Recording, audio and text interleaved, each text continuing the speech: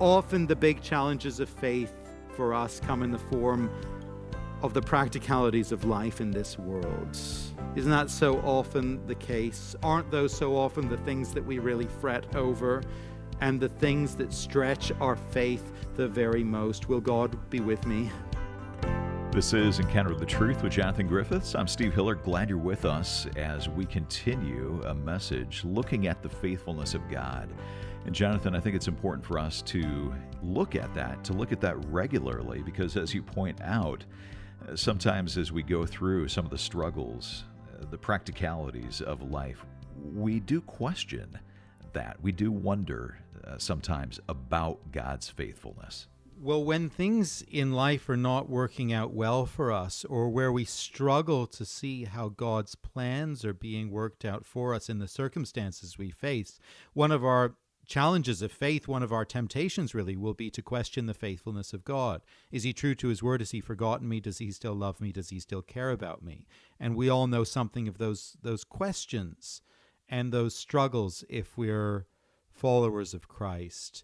But the stories of Scripture, the stories of the lives of the saints of old teach us that even in the ups and the downs of circumstances, God is true to his people and true to his word. And we certainly see that in the life of Abraham and the life of Sarah.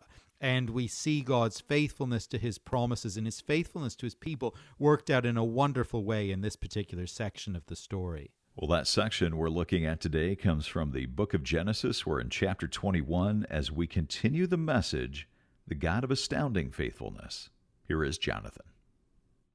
On the morning of Hagar and Ishmael's departure, Abraham gets up early, no doubt with a heavy heart.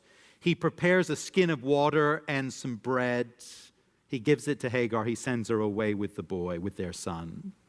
And you can just imagine all the emotions within the heart of Abraham that morning. Guilt, sadness, conflicted loyalty, regret, but off they go to wander, verse 14, in the wilderness of Beersheba. I gather that this is a pretty tough environment, pretty inhospitable, pretty dry, pretty sparse in terms of vegetation and cover.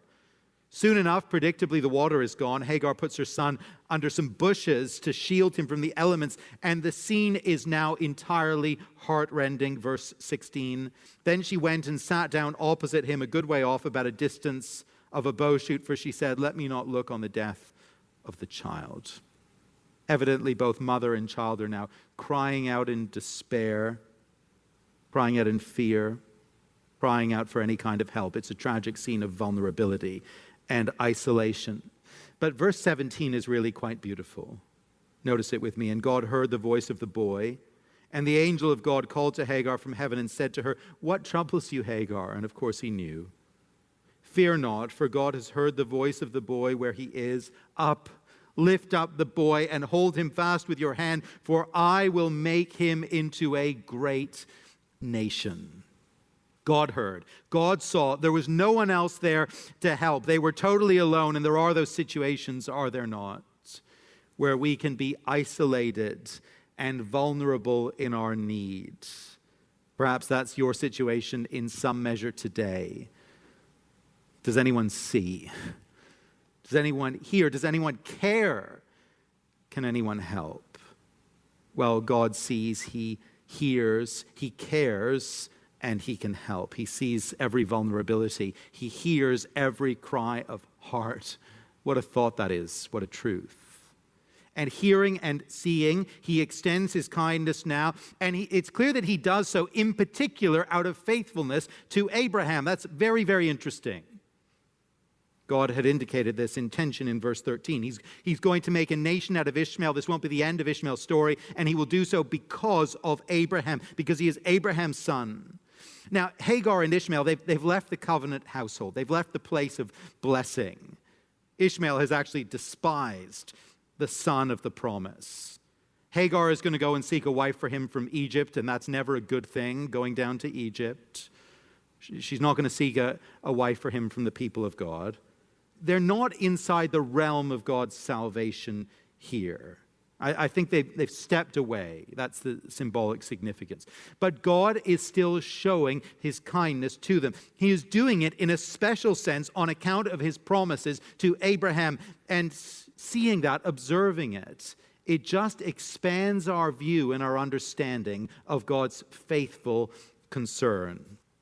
I don't know the particulars of your circumstances, but I'm sure there are some with us today, some listening, who are in that very tough situation of having children or grandchildren who have walked away from the faith that they were once taught. That they're off in the wilderness, as it were, and it burdens you. It grieves you. Well, in the midst of that heartache, don't imagine that God doesn't care about them anymore. The scene in the wilderness is a lovely picture of how God's faithful care follows people, even as they are traveling away from the household of faith. He hasn't forgotten them. They're not off his radar.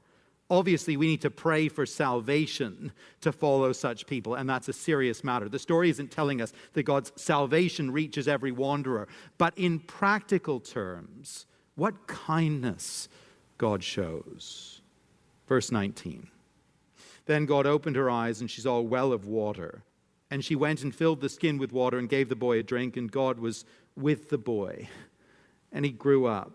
He lived in the wilderness and became an expert with the bow. He lived in the wilderness of Paran, and his mother took a wife from the land of Egypt. The Lord made a way for this family, this mother and son. He made a future for him, gave him gifts and skills, and in earthly terms, he blessed him. And it shows us something of the faithfulness and the kindness of God that seems to almost overflow and spill over from the household of faith and even reach out into the wilderness. It's wonderful to see. We see another aspect of this too, God's faithfulness in practical matters, just briefly at the end of the chapter. You'll remember that Abraham got into some really hot water in the previous chapter with Abimelech. He deceived him. He almost caused Abimelech to fall under the full and immediate judgment of God. And Abraham got there because he was fearing what Abimelech, this unbelieving Gentile king, would do to him as he traveled through the land under his control. But what happens here is really quite wonderful. Abimelech notices that this man, Abraham, enjoys the blessing of God. This man sojourning in his land, as Abimelech would see it, this man has something special about him. And rather than resent that or want to persecute Abraham and drive him out, Abimelech is actually drawn to Abraham. In fact, he seems to have a kind of fearful respect for him. Notice it with me, verse 22. At that time, Abimelech and Phicol, the commander of his army, said to Abraham, God is with you in all that you do. Now, therefore, swear to me here by God that you will not deal falsely with me or with my descendants or with my posterity, but as I have dealt kindly with you, so you will deal with me and with the land where you have sojourned. And Abraham said, I will swear. And so Abraham was shown favor. He and this Gentile king, they made a covenant together. And just notice how it all ends there. Verse 33. Abraham planted a tamarisk tree in Beersheba and called there on the name of the Lord, the everlasting God. And Abraham sojourned many days in the land of the Philistines. The Lord so worked in the situation, in the relationship, in the heart of this king, that Abraham was given peace and liberty to worship the Lord and to dwell for many days in the land of the Philistines. The Lord has taken this potentially very, very ugly situation, a relationship that started off on precisely the wrong foot.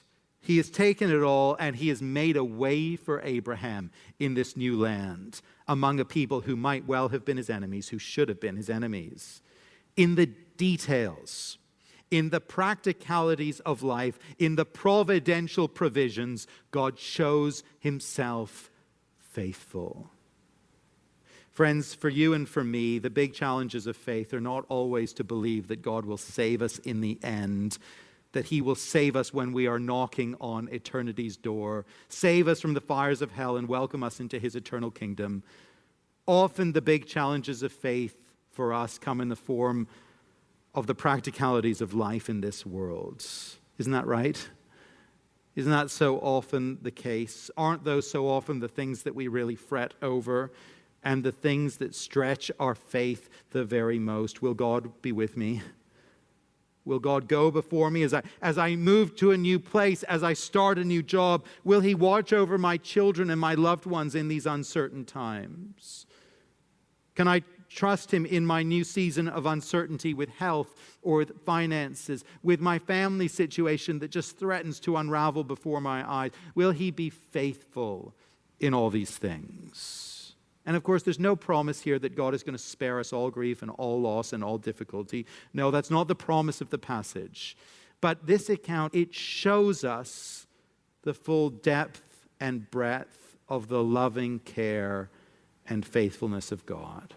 His faithfulness in the practicalities of life in this world. He has His finger on the details. He goes before us. He hears the cry. He sees the distress, even of those who are at present living in the wilderness. I don't know what are the burdens of your heart today for the practicalities of life, the cares and the worries. Practicalities for your life, the life of those you love. But do you trust Him in those things? Will you trust Him? And will I? We see God's faithfulness in the practicalities of life, but we see it not only there, we see His faithfulness in the promise of salvation. There is, of course, something much bigger going on here than the dramas of one man and one family living at one point in ancient history in one particular corner of the world. Right at the start of the Abraham story, you'll remember back in Genesis 12, God made it clear that the story of this family would be painted on the grand canvas of world history, of salvation history. Abraham's life and Abraham's future would be about the blessing of God coming to a broken world. It's about the bigger drama of the fall and God's grand plan to make all things new. Let me just remind you of the promise of God back in Genesis 12, that famous promise. God comes to Abraham. He sort of taps him on the shoulder, as it were, and says to him, verse 2, I will make of you a great nation, and I will bless you and make your name great, so that you will be a blessing. I will bless those who bless you, and him who dishonors you I will curse, and in you all the families of the earth shall be blessed. That's the promise. That's the start of the story. And as the story has progressed, the great barrier to this plan of God has been the childlessness of Abraham and of Sarah. That's been the great tension in the narrative, the great crisis at the very heart of this drama. Abraham and Sarah, they make a variety of missteps in thinking that the burden was upon them to find a solution to the crisis of infertility. In chapter 15, the attempted solution was the naming of an alternative heir. In chapter 16, it was having a child by Hagar, the maidservant. But God continually reaffirms His promise to give this couple a child. That's His plan, that's His purpose. And the mess of chapter 16, well, that doesn't disrupt it. After that, God makes it clear once again that His plan and His purpose, His promise, is unchanged. Genesis 17 and verse 19, God reaffirms it. He says to Abraham, Sarah, your wife, shall bear you a son, and you shall call his name Isaac. I will establish my covenant with him as an everlasting covenant for his offspring after him. Abraham, your attempt to find another solution through Hagar, that is not going to be the way. The plan has been a long time in coming to fruition, but it's never deviated, never changed. And so we reach chapter 21 and verse 1. The Lord visited Sarah as He had said, and the Lord did to Sarah as He had promised. And Sarah conceived and bore Abraham a son in his old age at the time of which God had spoken to him. Now, as we read that line, as we read that statement, we have to pause and recognize how familiar is this motif and this storyline. How familiar it is for us as New Testament people. The plan of God comes to a point of wonderful fruition when the Lord brings a child to a woman in the most unlikely of circumstances. Sound familiar? The Lord gives a child to a woman who should not be expecting. And He does so by a miraculous intervention and in accordance with His word of promise. We've seen it before, haven't we? Our minds turn quickly to Mary and Joseph and their startling news all those centuries later. And in this ancient moment of the fulfillment of God's promise, we see a pointer, don't we, to the greater fulfillment yet to come those centuries later. God will bring salvation just as he promised through Abraham's son, through his son Isaac, but ultimately he will bring that plan to a greater fruition through the greater son to come, even the Lord Jesus Christ. This is Encounter the Truth with Jonathan Griffiths and a message called The God of Astounding Faithfulness. We're going to pause right here, but we'll get back to this message in just one moment. By the way, if you ever join us late, you have to leave early, or you miss a broadcast and you want to go back and listen to what you missed on the radio, you can always come and listen at our website. It's encounterthetruth.org. That's encounterthetruth.org. Well, our message today is part of a series we're calling The Blessing, as we continue our look at Genesis 21. So if you don't have a Bible handy, you can grab one and join us there as we get back to the message. Here is Jonathan. Now, here in chapter 21, the promised child, the baby of miraculous conception, he takes center stage. God's plans, God's purposes, they do revolve around him. And it is actually the central importance of this child, the centrality of this child within the salvation plan of God that ultimately makes sense of this narrative. I don't know if you felt this at all as we were reading it, but there is something a little strange, isn't there? Something a little bit kind of jarring about the fact that Hagar and her young son are sent away into the wilderness. After all, doesn't that just seem a little bit harsh, maybe? A little bit tough? Don't we have some sympathy with Abraham when he's reluctant to follow through? Don't we wonder just a little why God seems to be for this plan? Well, we will only make sense of it when we see that the promised baby, Isaac, is at the very heart of all that is going on here. Just keep that in mind as we look again at the details briefly. There's that great rejoicing at Isaac's birth, a grand celebration. But here's that fly in the ointment, verse 9. But Sarah saw the son of Hagar, the Egyptian, whom she had borne to Abraham, laughing. And so she calls for Hagar and Ishmael to be thrown out. Abraham's upset, verse 11, and the thing was very displeasing to Abraham on account of his son. Now, to us, Sarah looks wrong here, and Abraham looks right. That's how most of us will essentially read this. That's what we assume. But that's not how God seems to see it. And that comes as a bit of a surprise to us. Verse 12, but God said to Abraham, be not displeased because of the boy and because of your slave woman. Whatever Sarah says to you, do as she tells you. But surely that's a little bit tough. I mean, of course, the boy, he shouldn't have been mean-spirited. He shouldn't have been mocking in his tone toward Isaac. But isn't this an overreaction? And Abraham, he doubtless had a real sense of affection for Ishmael in a time where children were perhaps less certain to live through infancy and childhood than they are today. Perhaps the elderly father thought to himself it wasn't such a bad idea to have two sons in the house. So why is it right for Hagar and Ishmael to go? End of verse 12. Notice the reason God gives. Do what Sarah says, for through Isaac shall your offspring be named. The promise, the blessing, the covenant, the salvation plan, it's all going to come through Isaac. You do not need and you should not keep a second son in the household as a backup plan. Ishmael is not the plan, and he never will be.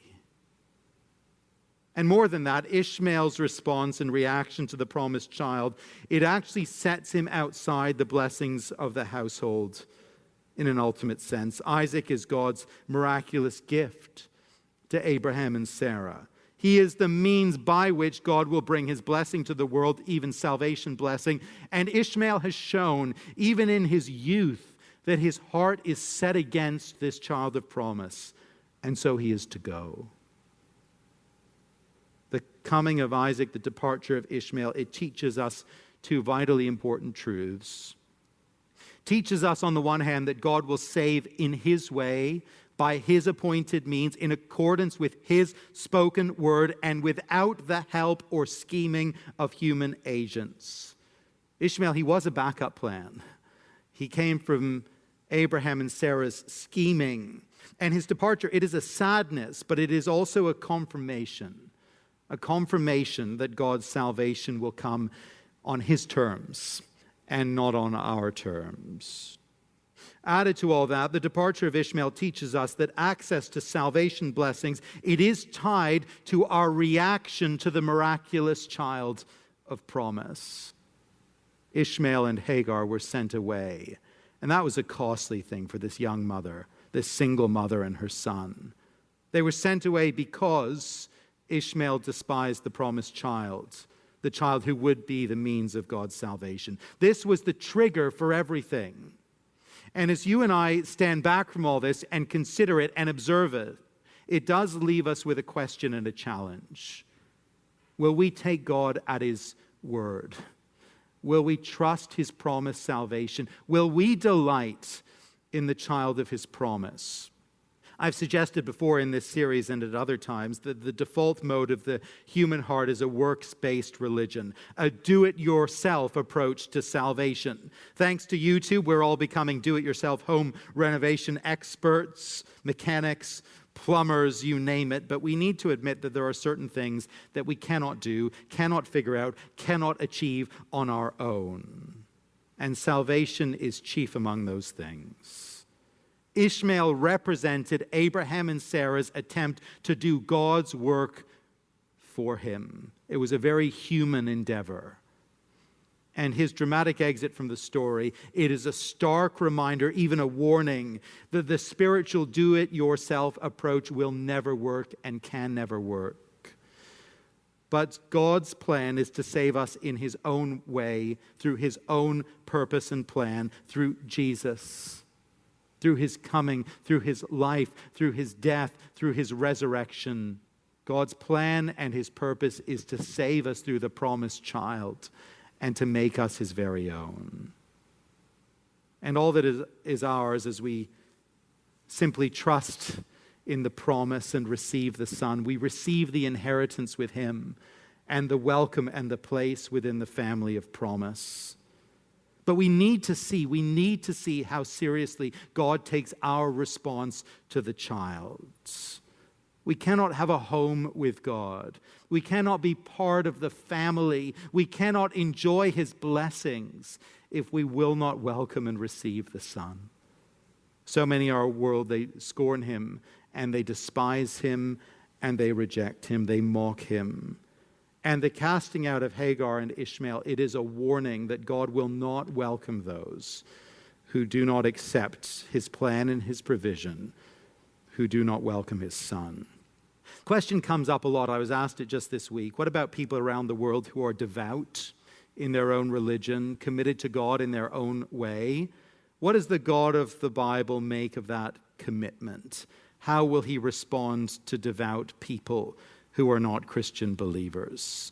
And the answer the Bible gives us is this: God has made his way of salvation. He has worked out his promises in accordance to what he has spoken. And having done that, the key issue is this: how will you and I respond to what God has spoken, to what God has promised, to what God has done? How will we respond to his Son? And for some who are with us today, that's the key issue that you need to grapple with personally. God has worked out his plan of salvation. The offer to accept it by faith is there, but what will you make of it? What will you make of him? God is the God of total faithfulness. Faithfulness in his care and provision in the practicalities of life. He's faithful in working out his plan of salvation as promised, even through his Son. And so the question for us as we close, will we be a people who take him at his word? Will we trust him today and for all the days that are to come?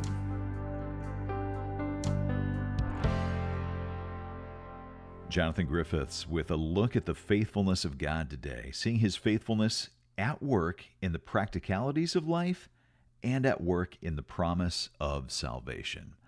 Our message is called The God of Astounding Faithfulness. And if you've missed any part of this broadcast or any previous broadcast in our series called The Blessing, you can come to our website and listen online. Just stop by encounterthetruth.org. And while you're there, I want to ask you to consider a gift of support, because it is your generosity that keeps Jonathan's teaching on this station. Again, you can listen online or support the ministry by coming to encounterthetruth.org. Well, thanks for listening today, and I hope you'll join us next time.